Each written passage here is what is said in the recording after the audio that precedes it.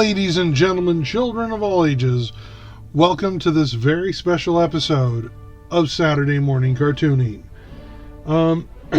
It's not Saturday. Today is the 4th, February 4th? No, March 4th? It's a 4th. And it is the day that Disney Plus is releasing the first 2 episodes of Daredevil Born Again. So I thought I would try to make an effort on that YouTube, what do you call it there, when something's popular? Oh, the algorithm. That's right, yeah. Because my videos don't do that well, but I try. So it's not just that I'm tracing trends. I am a born again Daredevil fan. I have been a huge Daredevil fan for most of my life. But before we dive into the Daredevil discussion, if you enjoy my art, if you enjoy these videos, like, subscribe, check me out on patreon.com/DestinyComics with an X, because I'm from the 90s and everything was extreme. Maybe you go to webtoons.com, or you download the Webtoons app and you check out my webcomic, Galahad the Fallen. It is about knights and armor and swordfile and Camelot and all that cool stuff, but it is after the fall of Camelot, when Galahad has decided to seek revenge on Lancelot, his father. It is a revenge story about a man hunting down and killing his own father. The most noblest of knights throws away the veil of nobility to commit cold-blooded murder.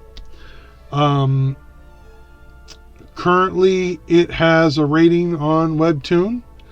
I'm not going to tell you what that rating is, because it is not as high as I'd like it to be. But if you enjoy my art, if you enjoy what I do here on Saturday Morning Cartooning, maybe you take a spin and you check out the webcomics or the books or any other thing that I do here. The podcast, the literary podcast, Bookies. So yeah, thank you for your time, and thank you for listening to my ramblings as we discuss Daredevil. I am a huge Daredevil fan from way back when. I don't know my first exposure to the character.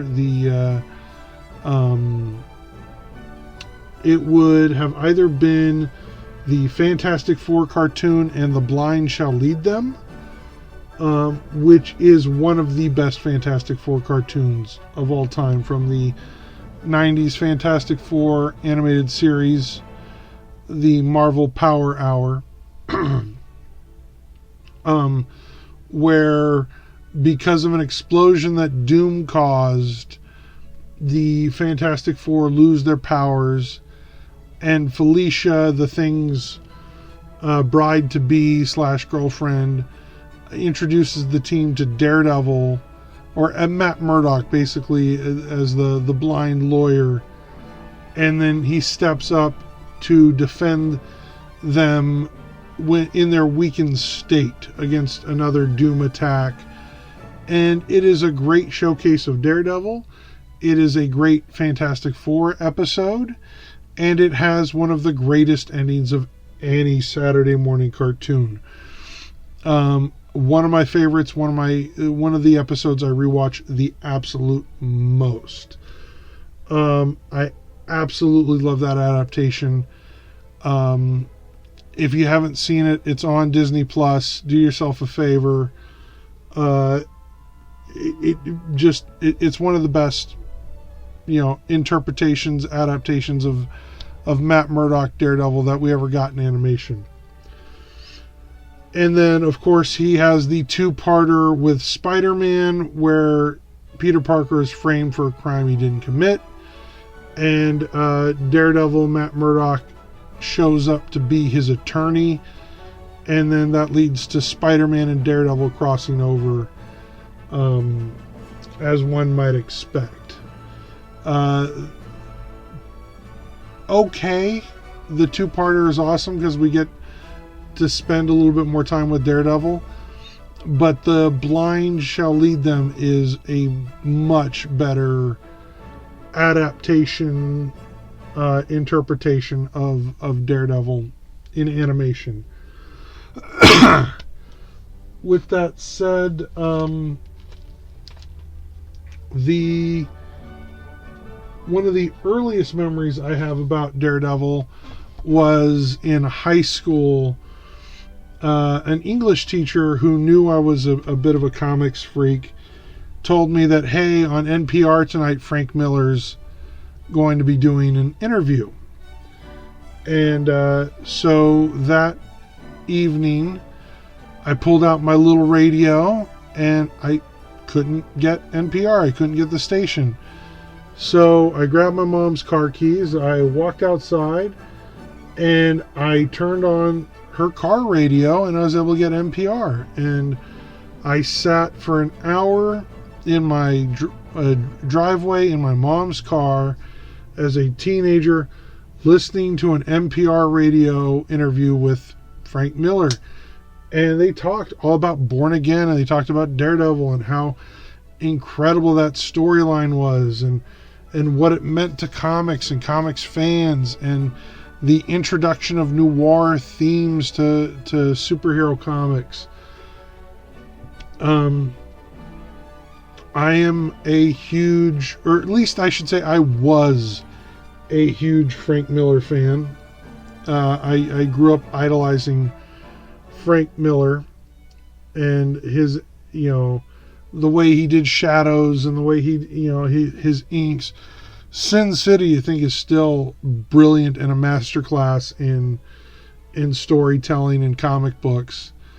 I'm going to deviate here a little bit and tell my Frank Miller story.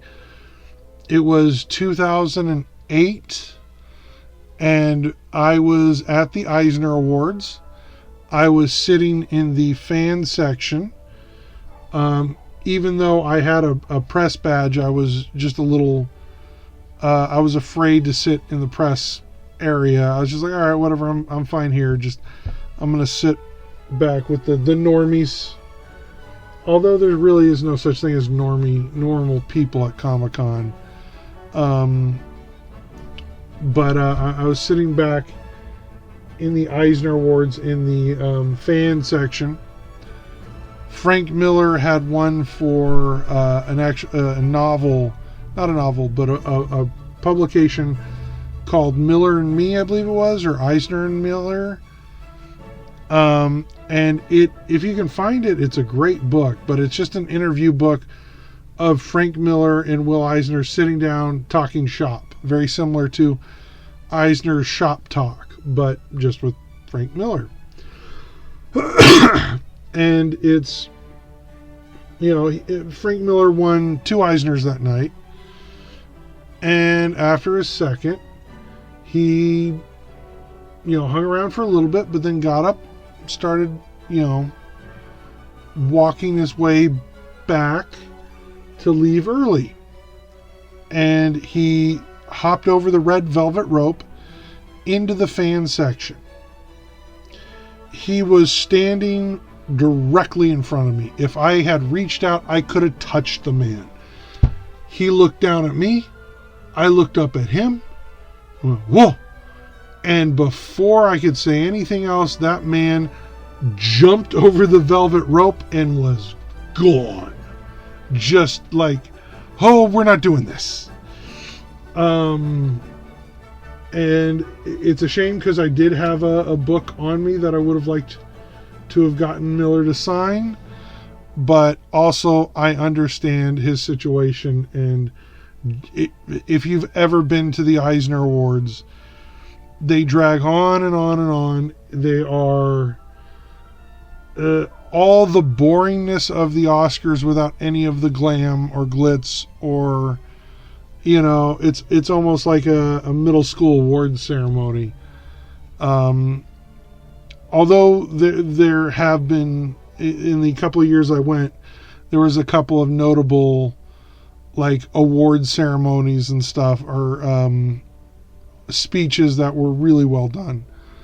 But anyway, Frank Miller, I have met Frank Miller technically on a legal, in a court of law. I can say I have met Frank Miller. We did not talk, we did not discuss, and he ran away from me in absolute horror, realizing I was a fan. So that's my Frank Miller story. But his Daredevil is one of the reasons why I fell in love with comics. His lighting, his noir depiction of the character, the added of the addition of the Catholic guilt, I think really makes the character something special, something different from your ordinary, or from your every other. Daredevil is different from Blue Beetle. He's different from some of these other just standard superheroes. He has been special from day one. And I enjoyed what Frank did with the character, and I think it stands the test of time. The new series is called Born Again, after, Frank Miller's Daredevil run from the 80s. I mean, we're still going back to what Frank did to the character, even though, like, somebody like Bendis pushed that noir theme even further in his writing. But we're still going back to what Frank did with the character. Man Without Fear, the 5-part miniseries, is still one of my favorite miniseries of all time. I have a number 1 Man Without Fear signed by Frank Miller and John Romita Jr. It is a prized possession of mine. I did not see the Frank Miller signature. That was one where I bought it from his booth at Comic-Con, pre-signed, authentic, with the, thing of authenticity. But I did get it signed by John Romita Jr. And that Man Without Fear series is just, I go back to that one all the time.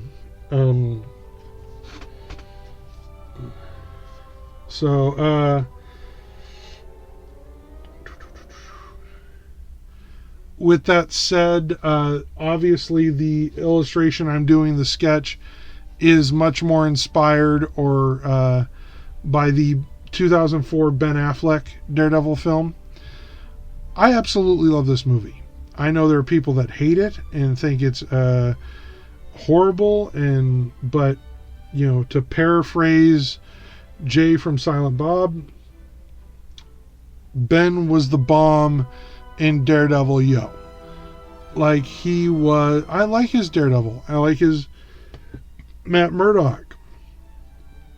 The rated R director's cut is a far superior cut of the film. If there are any issues that I would have with the theatrical cut, is it should be R.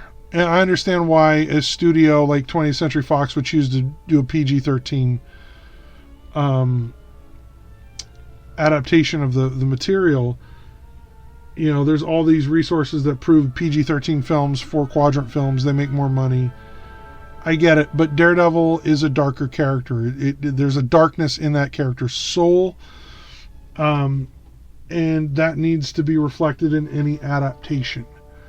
But I really enjoyed the Ben Affleck take. The motorcycle biker armor was an interesting choice, and I still, because Daredevil, yeah, he's got enhanced abilities, but he still gets hit, right? Like, so to put on some leather gloves, to put on, that jumpsuit to add a little bit of protection made sense in a very real world. Like, we are taking this comic book character and we're trying to imagine a real world version of this guy. And, I know some people had problems with the deprivation tank. Made sense to me, I liked it. I thought, oh, this is a guy who needs to shut off his powers just to sleep. And we've seen that in The Man Without Fear. The idea that when he was rooming in college with Foggy Nelson, Foggy snored so bad that Matt couldn't sleep. That his snoring set off Matt's radar so badly that, it was driving him crazy. Like, I like that. I like that, like, okay, this is an interesting interpretation of the character. Again, the director's cut is far superior. The violence, it is a rated R film. We get a little bit more of the gratuity, the grittiness. We get more time with Foggy Nelson. We get more time with Matt, which is, if anything, that's what the theatrical version suffers from, just lack of time with these characters and really building them up. Because the first act is the origin story, and then we're jumping right into it with the later stuff. And this is the way comic book movies used to work, is they would take 3 stories from the comics, mesh them up, and you got one movie. You got one movie that was like, okay, we're adapting this storyline, and we're pulling from this storyline, and then we're pulling from this.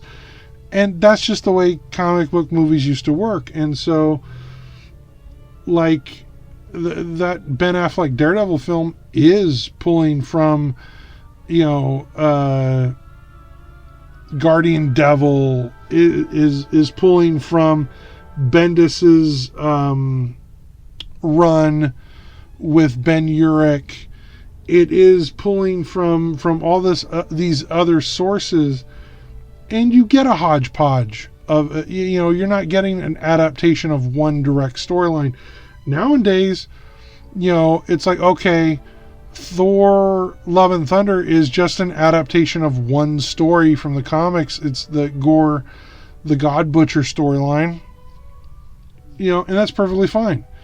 We're treating the material that, like, oh, no, we can spend enough time and just focus on one storyline, one element.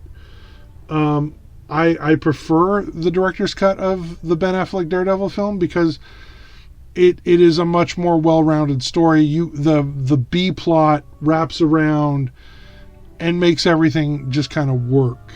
The B plot, that's the trial that Matt and Foggy are working on, ends up wrapping back around to the Kingpin, and it helps them put their case together against the Kingpin.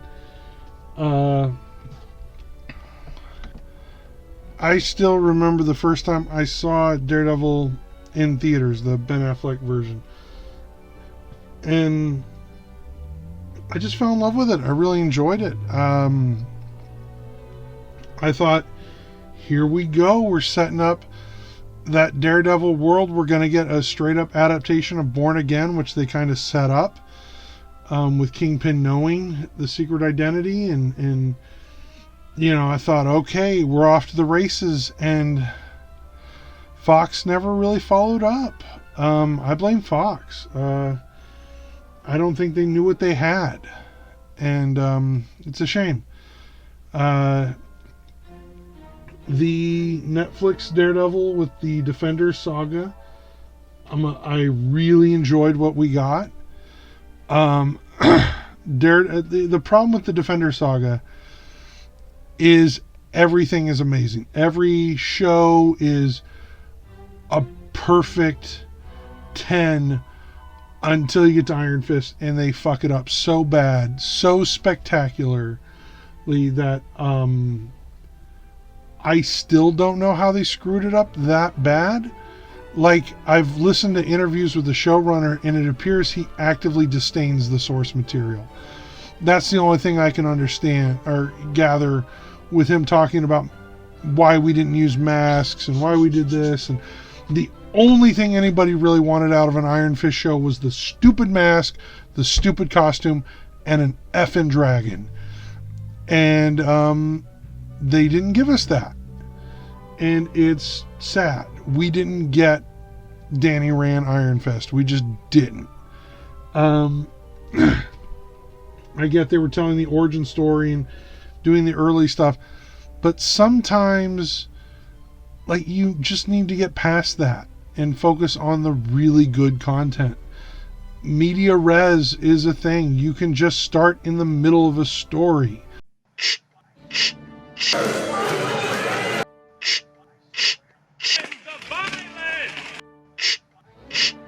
Ladies and gentlemen, children of all ages, thank you for your time.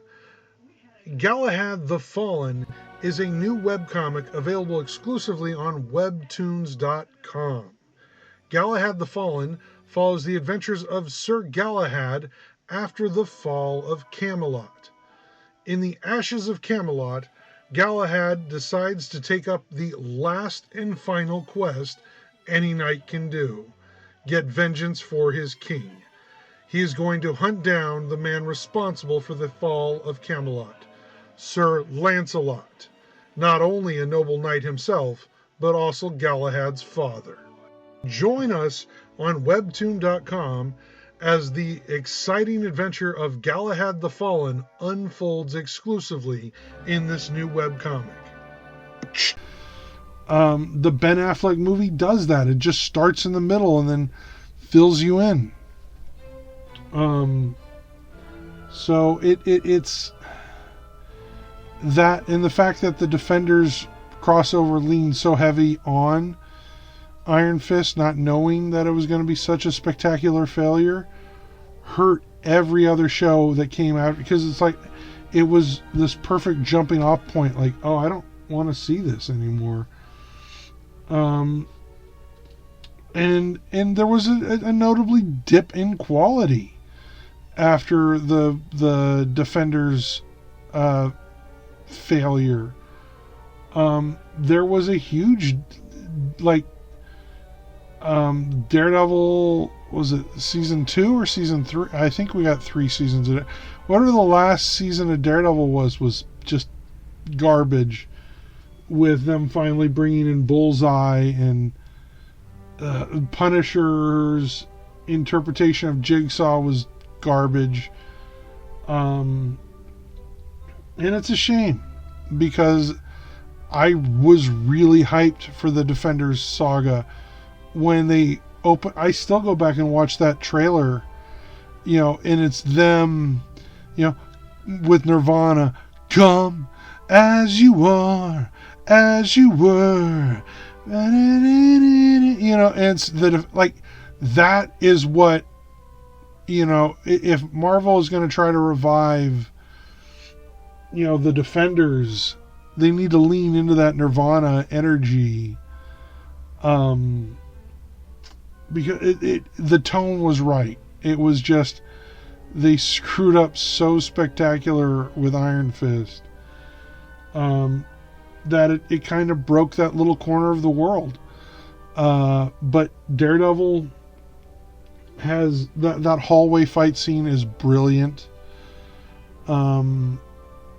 His cameo in She-Hulk, or his episode in She-Hulk, gives me hope. They put him back in the yellow suit, like, okay, we're starting over. And, we got a little bit of Thirsty Matt, doing the walk of shame in the morning. I thought, yeah, that's Matt Murdock. That's Daredevil.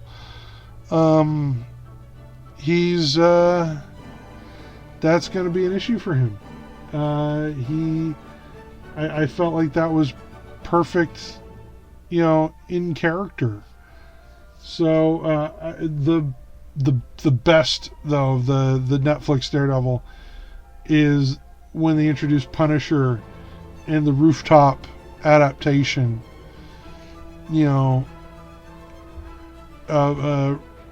The argument between Punisher and Daredevil of like, when I put them down, they stay down, and Matt talking about grace because he is a Catholic. It's so good, that stuff.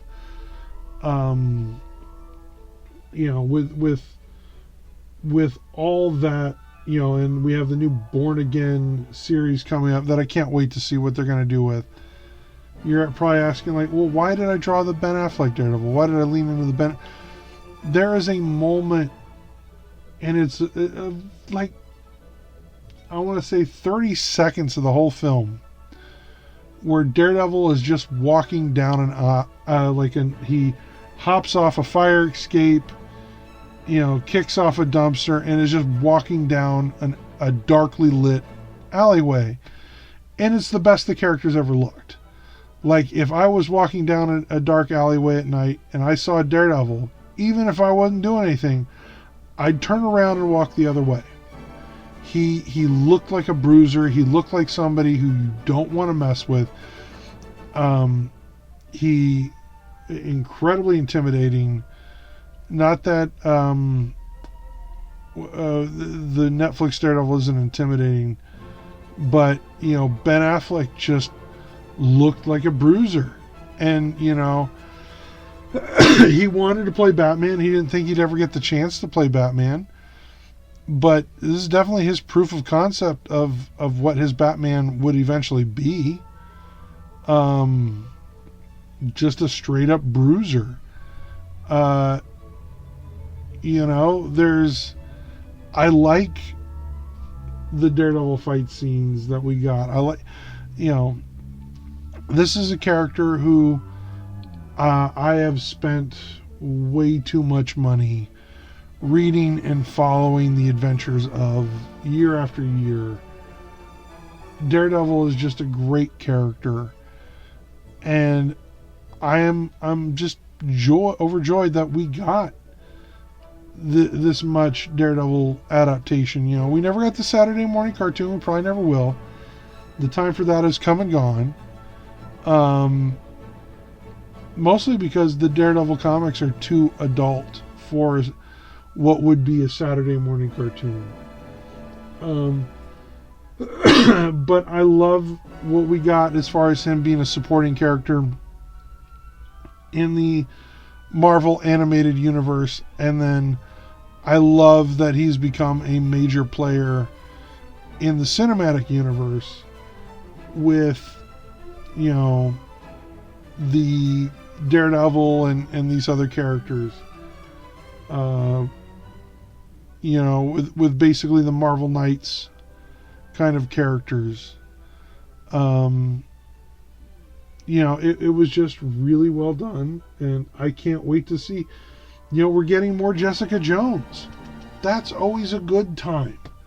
Anytime that Jessica Jones pops up on my TV is just good.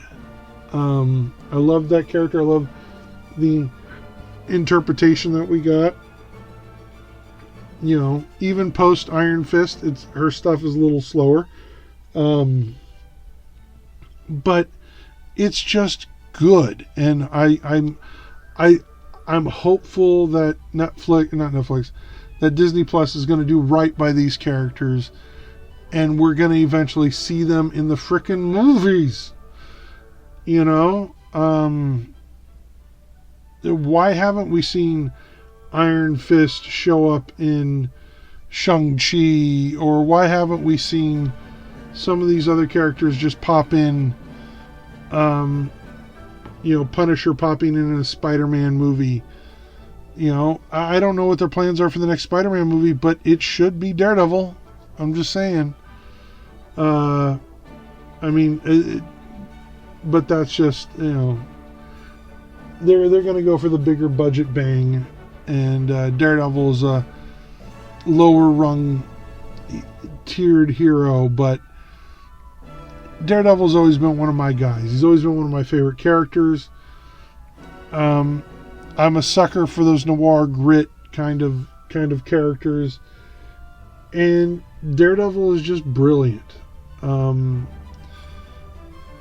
Like I love what we've gotten, and yes, I am a fan.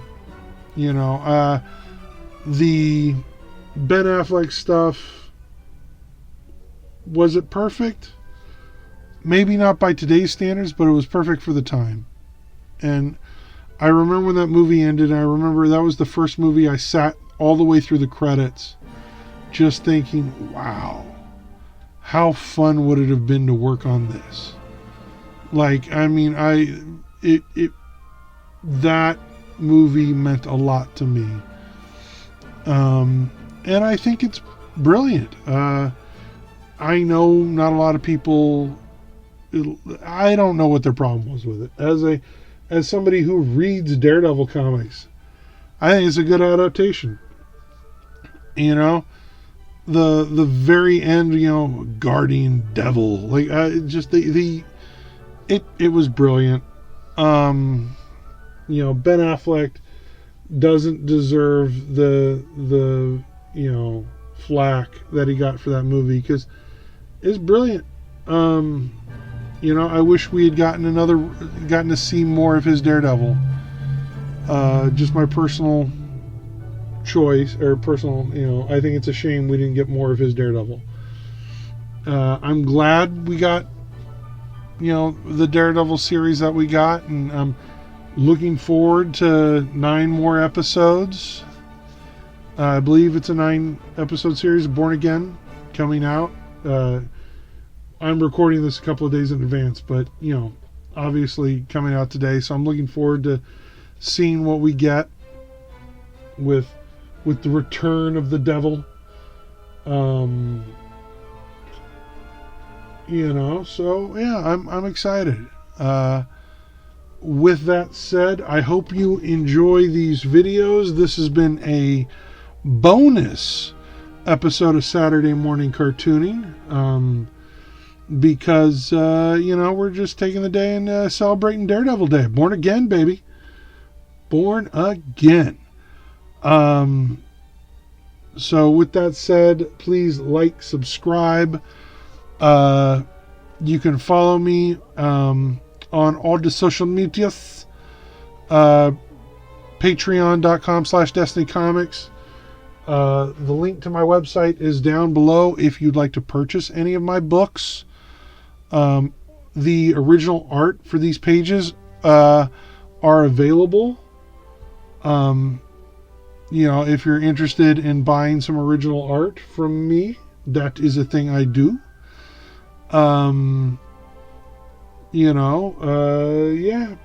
Broke artists got to make a living somehow. So, with that said, like, subscribe, purchase let's say you can purchase my own books. I have, a couple of graphic novels. I have a novella published, several short story anthologies, as well as, you can go to Webtoons and check out my free webcomic, Galahad the Fallen, about Sir Galahad, after the fall of Camelot, has decided to take up a revenge quest to go to France and kill his father Lancelot, blaming Lancelot for the direct fall of Camelot. So, with that said, thank you, and I hope you enjoy what we do here, because this is what I do. I'm a cartoonist. I cartoon. And we're taking the time to focus and love on a very special hero, one I have absolutely loved my whole life. And I hope you enjoy what we do, because you know, I got no other skills, you know, other than this and sword fighting, you know, and sword fighting ain't paying the bills. So please like, subscribe, and hope you have an amazing day.